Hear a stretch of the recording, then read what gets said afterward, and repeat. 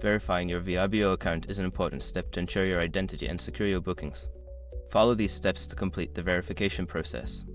Step 1. Log into your account. Visit the Vrbo website or open the app and log in using your credentials. Make sure you have access to the email address associated with your account. Step 2. Navigate to account settings. Once logged in, go to your account settings.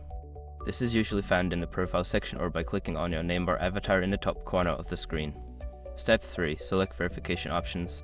Look for a section labeled verification or identity verification. Click on it to see the available options for verifying your account.